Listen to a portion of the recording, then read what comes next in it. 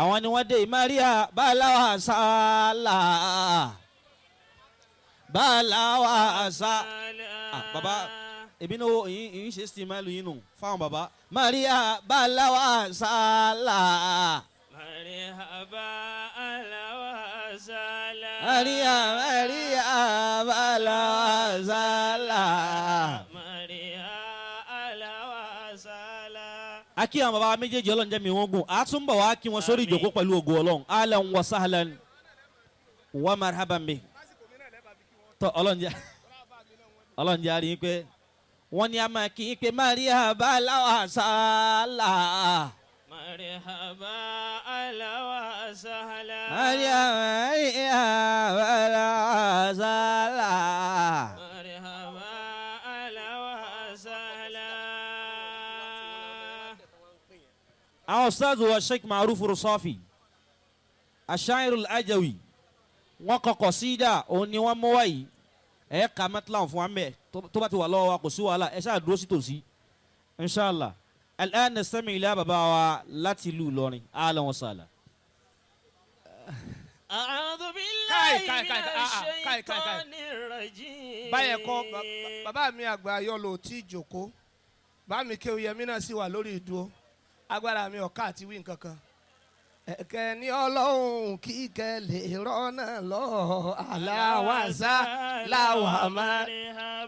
ẹ̀kẹ́ ní Ọlọ́run kíkẹ́ lè rọ́nà lọ aláwàsá láwàmá rẹ̀ hábà. bàbá oníṣọ́lá wà márí hábà aláwàsá. láwàmá rẹ̀ hábà. bàbá mi alálàbí wà márí hábà. aláwàsá láwàmá rẹ̀ hábà. ẹ̀kẹ́ ní Ọlọ́run kíkẹ́ lè rọ́nà lọ. aláwàsá láwàmá rẹ̀ hábà. ẹ̀kẹ́ ní Ọlọ́run kíkẹ́ lè rọ́nà lọ. aláwàsá láwàmá rẹ̀ hábà. bàbá mi oníṣọ́lá wà márí hábà. aláwàsá láwàmá rẹ̀ hábà. bàbá mi alálàbí wà márí hábà. aláwàsá láwàmá rẹ̀ hábà. etí ojú orí bẹ́ẹ̀ ni pé gbogbo ohun tí ń wí pátá ẹni ọkọ mi náà ló déhùn. Allah. agbára mi ọ̀ká àti wí nǹkan kan kásìmọ́ ti jòkó ẹnu mi ọ̀gbá. Agbára wa ò gbé. bọ́bá yẹ pé marhaba náà mo bá wá wí tásìkò mi bá fi tó ráìdì wá gbà á ọ̀tẹ̀ mi lọ́rùn. ẹ̀kẹ́ ní Ọlọ́run kíkẹ́ lè rọ́nà lọ. aláwàsá láwàmá rẹ̀ hábà. ìdúró mi ń retí ìgbà tí bá mi àyọ lò ó jòkó adamallahu hayatahu. àtìgbà tí bá mi àgbà Kéwúyẹmí ó jòkó. adamallahu hayatahu. lábẹ́ tiwọn ni mo ti kí gbogbo ẹ̀yin àgbàlagbà fà. bàbá wa àgbàlagbà jí ń bẹ ń kalẹ̀. adamallahu hayatahu. ìjọ wọn ti bí ọmọ màálù ló ti jọ ọmọ ewúrẹ́ lọ. bẹ́ẹ̀ni. ọ̀rọ̀ ọmọ ejò ọlọ́ọ̀rẹ́jò sáyé rẹ fẹ́ bàjẹ́ ni. ó fẹ́ bà tán ọmọ rẹ jẹ́. bá mi àgbàlagbà jọ ọlọ́mọsàájá rí yín pẹ́. àmín. inú ọlá yìí la fi ráyé gbé. ìráyè gbé. kò sí bóyá fún wa mo di gbéǹde inú ọlá yìí la ó sì máa bẹ. mo fẹ́ bá wa Anafi Al-Mubarak. adamallahu hayatahu. ẹ dákun àwọn méjì mo dákun ẹ bá ń gba abẹ́ gbogbo ẹ̀yin àgbàlagbà fún mo kì í pẹ̀lú gbọ́dọ̀ pé anakumullah. èyí tí èmi ó bi wá léèrè gbogbo àwọn olóríire tá à ń bẹ́ ń bí ẹ jẹ́ ká tẹ́wọ́ wọn ká sọ pé bisimilahi rahman rahim. bisimilahi rahman rahim. ajiwa Ahmed Mukhtar ẹ̀yin dà ẹ dákun bàbá wa àgbà tí à ń ṣàdúrà fún lọ́dún mẹ́wàá lénìí. rahimahullah. mo ti sọ bẹ́ẹ̀ fún yín lókè lẹ́ẹ̀kan mo ní kò síyèméjì ń bẹ wàlíyí Ọlọ́run ni wọ́n. Allah. èyí tá a sì fi mọ̀ wọ́n wàlíyí Ọlọ́run ló ṣẹlẹ̀ yìí. àmọ́ ìtì sọ̀rọ̀ aṣọ láàrin ìṣẹ́jú méjì ni pé bàbá wa Khalifa. adamallahu hayatahu. ẹ̀yin ni èmi kí ju àfa wa Ahmed Mukhtar lọ. ẹ pẹ́ ṣé o. bí n bá kí bàbá wa Khalifa ní 60%. máa kí Ahmed Mukhtar ní 40%. أدام الله حياتهم. ntọ́jẹ́ ń kí yín ni pé ẹ̀rí tí wọ́n fi bínú ọmọ ìyá ẹni ẹ̀ sì bínú. الله. ẹni Allahu Akbar. الله أكبر. kò gbọ́dọ̀ rí báyìí lágboolé kámẹ́rì tí ń bíyàn nú.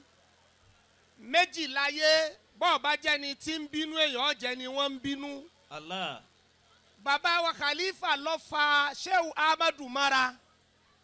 tọ́ba lọ lè jí ronú lẹ́yìn pé ṣèkèṣe pé kádàrá mi lọ́mọ yìí ń lò òní yìí ò ní rí báyìí. سر السعادة La ilaha illallah. في الحياة قناعة. bọ́lá ti ṣe Khalifa lọ́jọ́rọ̀ yan yanjú.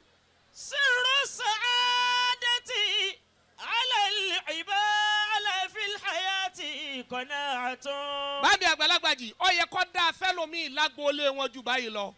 àwọn ọmọ ìyá rẹ̀ náà wọ́n kó pọ́npọ́ tì í. سر السعادة. màálù lòun lè sáré ẹsẹ̀ ẹ̀yìn ní dùn. Shehu Ahmed Mukhtar gbogbo ohun tí ó bá wá láti gbòòrò àti tí ó wá látòkèrè tá a máa pè ní nǹkan kò tó nǹkan kan bíi tí ń wá láti inú ilé. mo kí yín kú oríire. في الحياة قناعة. ẹ gbọ́wọ́ Yorùbá tán ní ó bí wa lé wa à ń dunnú àti ìfẹ́ràn ara wa ná. Àlífà ṣe é rí bí tí rífẹ́ ni ọba gbà fọlọ́hún. ورضا بما جاءت به الأقدار. mo wá ń sọ fún yẹn njọ́ ni mo ti sọ bẹ́ẹ̀ náà lójú yín rí bàbá. mo ní 1 2 3 ó dàrú lọ́dọ̀ Ọlọ́run. جاءت به الأقدار. dákun sí mi kéwú. ورضا بما àbá mi ta kọ́ mi. جاءت به الأقدار. ńgbà wọn bùn ọ lásán tó ń fi ń sàkó ẹni ó bùn ọ ńkọ́ àní ọ̀sìn mi kéwú àwọn tó kọ́ mi kọ́ wọ́n jòkó yìí ni. سر السعادة. bàbá 1 2 3 ó dàrú lọ́dọ̀ Ọlọ́run gbogbo wọn tó ń gbọ́ mi wọn náà kẹ́kọ̀ọ́ ńbẹ̀. في wọ́n wá wòrán lásán. bẹ́ẹ̀ bá ní 1 lẹ́yìn 1 ẹ sọ pé kan 2 àbí lẹ́yìn 2 ẹ lọ kan tí Ọlọ́run ò tó ń bá òun. òun lè fi 1 lẹ̀ kọ́ lọ lè mú 10. الله. ẹni tó bá wà láti 1 sí 9 tó bá gbà fún 10 ni ó ṣe ríire. Shehu Ahmed Mukhtar akínyìn pé ẹ kú ìmọ̀nà Ọlọ́run.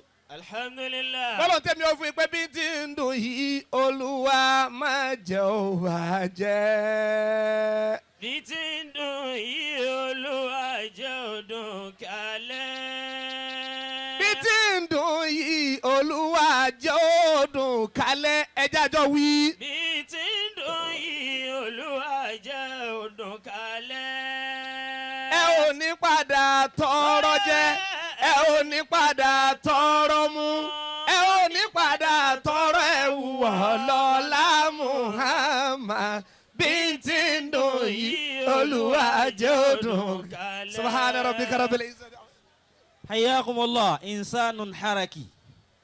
bàbá wa yìí èèyàn máa gbádùn wọn lọ ni Ọlọ́run kó jẹ́ kí àlékún ẹ̀mí gígùn àtàláfíà rẹ̀ ó pọ̀ fún yín o. Alhariri gbogbo ayé ló naam nísìnyí báyìí nígbà tí a ti gbọ́ ọ̀rọ̀ lẹ́nu bàbá wa Kéwúgbèmí kọ́lọ̀ ń jẹ́ mi wọ́n gùn a lọ sí ọ̀dọ̀ àwọn àfáà wa láàrin ìṣẹ́jú kan sí ìṣẹ́jú kejì náà ẹ jọ̀ọ́ nítorí Ọlọ́run mo fẹ́ sọ kínní kan ẹnìkan wá bá mi nísìnyí ó ní kí n announce wípé òun fẹ́ tó máa lo kádàrá òun àfáà lòun náà tí ó bá wá lo kádàrá òun kó sàkọrù ilé àti mọ́sálásí fóun ẹ̀yìn wà ní Muhammad.